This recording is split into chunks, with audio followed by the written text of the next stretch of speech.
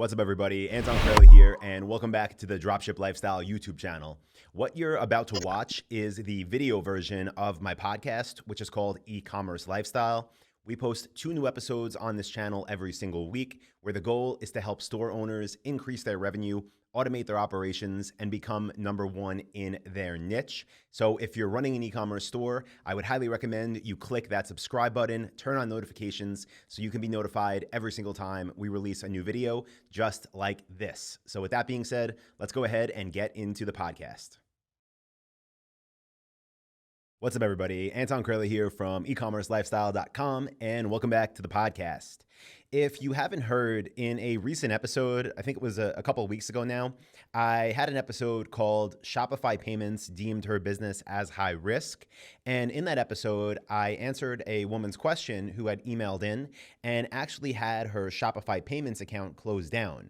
And in that episode, I gave her some tips and feedback and recommendations on what I would do if that happened to me to ideally get the account back up and running, and also what I would do to find another solution right now so I can still maintain sales in the short term while working with Shopify Payments. So if you haven't heard that one, I would recommend you check it out. I'm going to link it in the description of this podcast.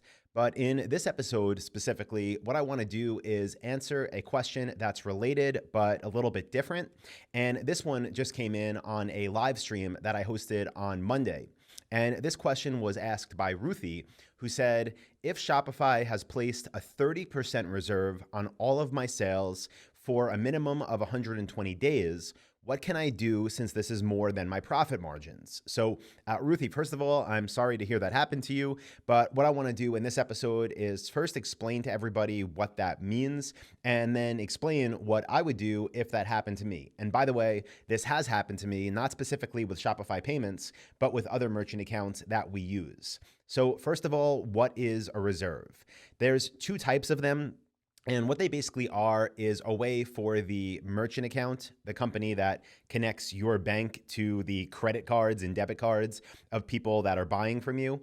It's a way for them to kind of hold on to some of that money to kind of protect themselves. So the reason that they do this is to make sure, let's just say, and Ruthie, I know you're not doing this, but let's just say you were running a business where people were paying you for orders. And let's say you were doing $100,000 a month in sales, and 2 months went by and you never shipped anybody anything. So you did $200,000 in sales. Let's say you had all that money go into your bank account from the merchant account. Let's say you just took all that money out as cash, and then 60 days later, all of these people that bought that didn't receive their products started calling their credit card companies, started calling their banks that they have debit cards with and saying, hey, I ordered from the store. I never got my product. I want to file a chargeback.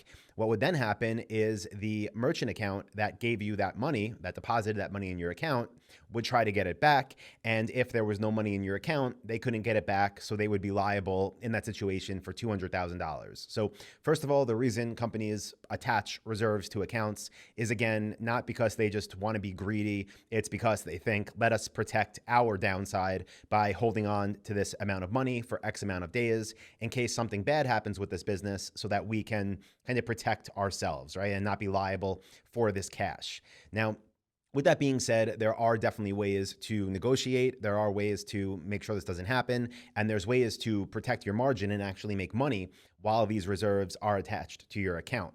Now, the next thing I'll say is, why are these reserves usually just put on accounts? Typically, there's an automation that runs with every merchant account where if certain things happen, then reserves are applied. Those certain things could be a huge spike in sales. Maybe when you get approved for a merchant account, you say, I expect, like when you're filling out the application, you say, I expect my sales volume to be about $5,000 to $10,000 a month. Okay, I'm making that up, but let's say you said that. Then month 3, you do $50,000 a month in sales. Well, now what they originally approved you for isn't true anymore because your sales grew. So that might flag something in the system where they're like, okay, let's take a second look at this account. Other things that could flag the merchant accounts to put reserves on is if maybe you got a chargeback, or if your chargeback ratio went above a certain percent, because again, the reason they want to do this is to protect themselves. So those are a couple things that could trigger this in their system to make them put this reserve on the account. So there's 2 types of reserves that merchant accounts can put on your account. Now, in Ruthie's case, this is specifically Shopify payments, but again, this can happen with PayPal. This can happen with any merchant account you use from any bank, from any other platform out there. So it's not only related to Shopify, but let's talk about the two different type of reserves that can be placed on your account. The first is a fixed reserve, which from what Ruthie's question says, sounds like they applied here. And what they said here with a fixed reserve is it's going to be 30% of all sales. And then they did say for a minimum of 120 days. Typically, what we've seen with that is when they give you that actual time frame, in this case, 120 days, at the end, so on day 121, assuming everything goes smooth, meaning there's not a whole bunch of chargebacks and the account isn't risky within that next 120 days. On day 121, all of that money will be deposited in your account. The reserve will be removed and you continue to do business as usual. Now, this is actually the best case scenario because it means you're not dealing with the second type of reserve, which is known as a rolling reserve. The way rolling reserves work is, let's just say this isn't what happened to Ruthie, but if this is what happened, they might say, hey, because we're now, kind of concerned about this account, we are attaching a rolling reserve for 120 days of 30%. And the way that would work is if a sale came in today, right, day one, Shopify payments or whoever your merchant account is, PayPal, whoever, they would hold 30% today. And on day 121, the sale from today, that 30% would be deposited in your bank. And then if you got a sale tomorrow, they would hold 30%.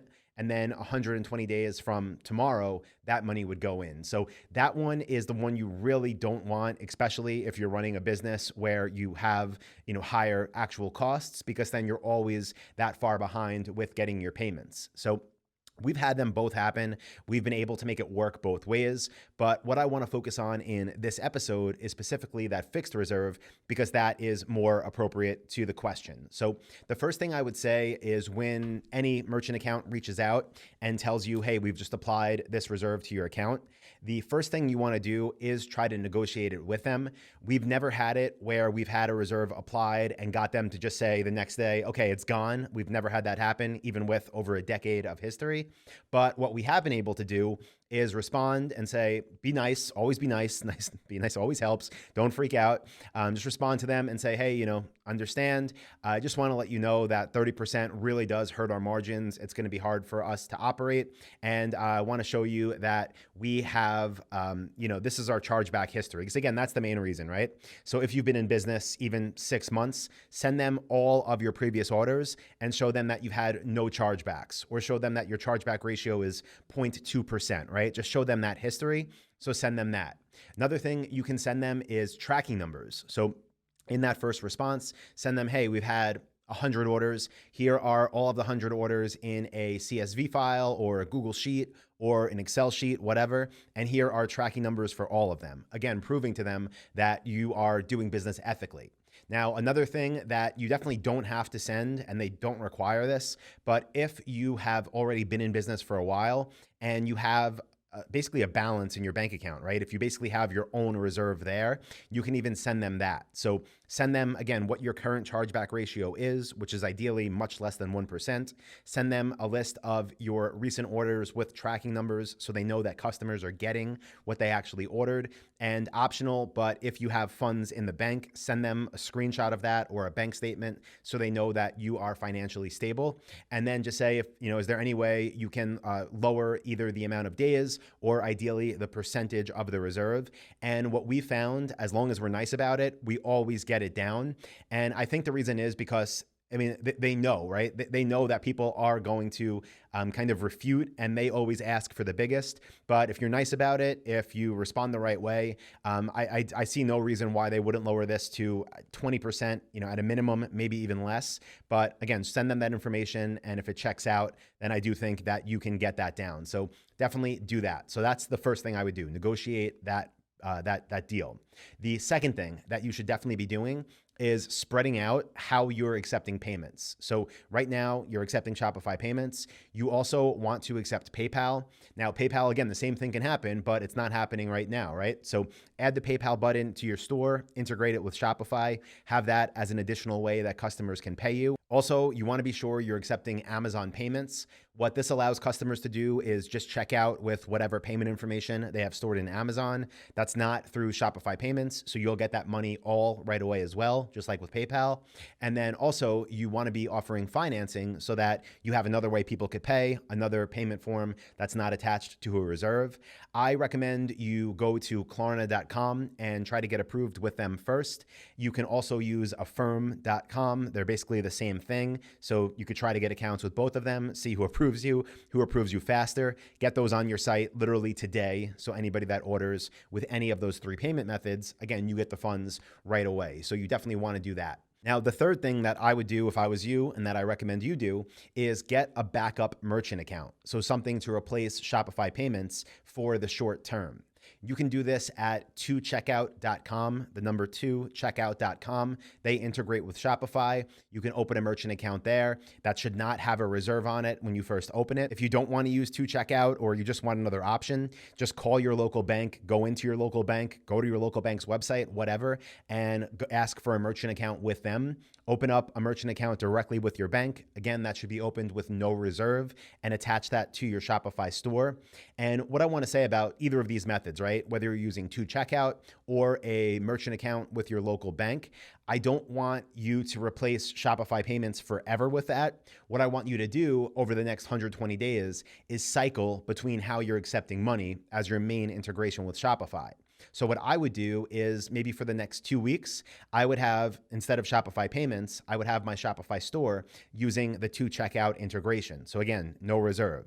Then what I might do is 2 weeks later, switch my integration back to Shopify payments and let a couple sales come in there, right? Those would have the reserve attached. Then I would go back to my merchant account that didn't have a reserve, do business as normal. Maybe 2 weeks later, link back up Shopify payments, get a couple orders that again, I would know had the reserve attached, but then I would go back and I would cycle it like this for the next 120 days, because then what you're doing is showing Shopify that, hey, orders are still coming in, right? Whenever you relink that payment processor, you're showing them that these customers aren't filing chargebacks, they're getting what they ordered, but you're able to do most of your business through these other payment integrations, meaning you don't have to deal with this reserve. And then at the end of 120 days, again, assuming everything goes good with the orders that come in through Shopify payments, that reserve should be removed. Whatever that negotiated percent is that they're holding should be deposited into your account. And then what I would do on day 121 is switch back to only Shopify payments as my payment integration. I would keep that backup merchant account, whether it was with 2checkout or my local bank, just in case I ever needed it again. But I'd be, in the free and clear 120 days later. I would have it so most of my sales came in without a reserve in this time period. And I would do it so that my relationship and the trust between Shopify payments and myself was built over these 120 days. So Ruthie, I hope you found that helpful. Anybody else that might be experiencing something similar, that is my advice. That's what we've done in the past. Again, not specifically with Shopify payments because we haven't had issues with them specifically, but with other merchant accounts that we've used over the past 13 years now. So as always, guys, I hope you found that helpful. If you did, definitely let me know by leaving a review over on Apple Podcasts or leaving a comment below if you're watching the video version. And as always, if you are watching this or listening to this and you're just getting started and you want to know how to build highly profitable semi-automated stores, be sure to go to dropshipwebinar.com. I have a free 2-hour-long training there, and I'll also give you a free copy of my report that contains 237 profitable products to sell online in 2020. So you can get that at dropshipwebinar.com. So thank you, everybody. Appreciate you. Have a great week. Have a great weekend. Get a bunch of sales. Keep your money safe, and I will talk to you in the next episode of the podcast. See ya. Hey, what's up, guys? Anton here again, and I hope you got some real value out of that video you just watched. If you did, you should definitely check out this one or this video right here. I do 2 new ones every week. You'll see a subscribe button right here. And if you want my free training that is 2.5 hours long of value with 237 niches, click this button right down here. It'll take you to where you need to go.